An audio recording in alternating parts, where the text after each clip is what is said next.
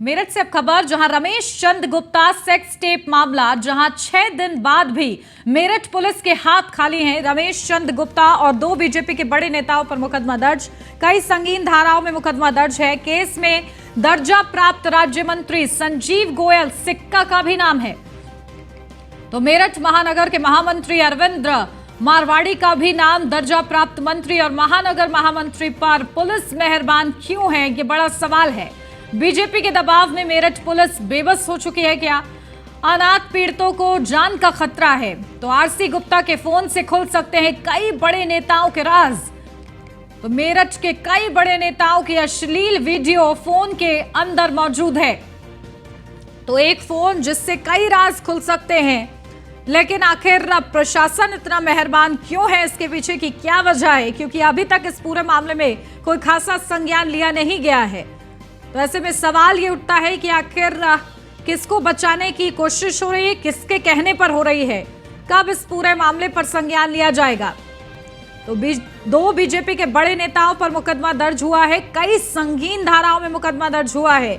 बड़ा ये पूरा मामला है, 6 दिन बाद भी मेरठ पुलिस के हाथ खाली हैं। तो रमेश चंद गुप्ता सेक्स टेप ये मामला है। रमेश चंद गुप्ता और 2 बीजेपी के बड़े नेताओं पर मुकदमा दर्ज है, कई संगीन धाराओं में मुकदमा दर्ज है।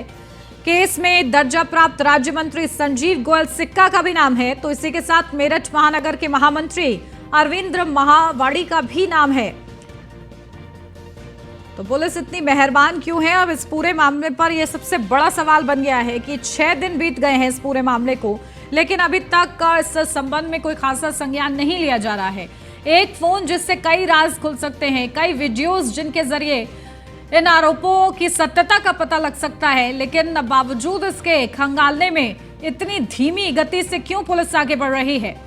तो आरसी गुप्ता के फोन से बड़े नेताओं के राज खुल सकते हैं। सूत्रों के हवाले से ये अपडेट है, जहां मेरठ के कई बड़े नेताओं के अश्लील वीडियो फोन के अंदर कैद है। तो मेरठ से ये पूरा मामला, जहां रमेश चंद गुप्ता सेक्स टेप मामले में 6 दिन बीत चुके हैं, लेकिन अभी तक इस पूरे मामले में संज्ञान नहीं लिया गया है और मेरठ पुलिस के हाथ खाली हैं, कोई खास सबूत नहीं लगा है। तो रमेश चंद गुप्ता और 2 बीजेपी के बड़े नेताओं पर मुकदमा दर्ज है इस पूरे मामले पर, जहां कई संगीन धाराओं में मुकदमा दर्ज है। तो केस में दर्जा प्राप्त राज्य मंत्री संजीव गोयल सिक्का का भी नाम शामिल है। तो मेरठ महानगर के महामंत्री अरविंद मारवाड़ी का भी नाम है। दर्जा प्राप्त मंत्री और महानगर महामंत्री पर पुलिस इतनी मेहरबान क्यों है?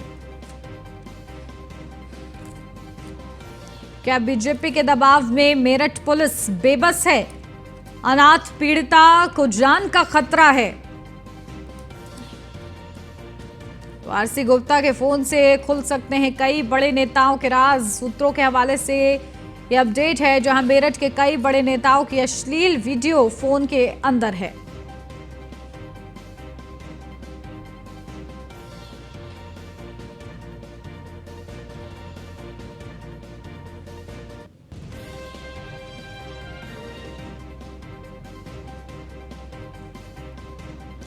अपडेट लेते हैं, हमारे संवाददाता अतुल शर्मा हमारे साथ जुड़ गए मेरठ से। अतुल, क्या कुछ जानकारी? देखिए 6 दिन बीत चुके हैं इस पूरे मामले को, अभी भी पुलिस के हाथ खाली हैं। वजह उठ रही है कि आखिर क्यों पुलिस जो है इतनी धीमी गति से कार्रवाई कर रही है? क्या कुछ अपडेट है मौके से? देखिए रितु, सबसे बड़ी बात है कि जिस तरह से भारतीय जनता पार्टी के 2 बड़े नेताओं का नाम है, उसके बाद वरिष्ठ अधिवक्ता और उपाध्यक्ष के पद पर थे रमेश चंद गुप्ता। 6 दिन बीत जाने के बाद भी खाली हाथ पुलिस घूम रही है। पुलिस का कहना है कि मामले की जांच की जा रही है, जो भाजपा नेता है उनके नाम की तस्दीक की जा रही है, तथ्य इकट्ठे किए जा रहे हैं, लेकिन उसके बावजूद देखा जाए तो मेरठ पुलिस कहीं ना कहीं बेबस है।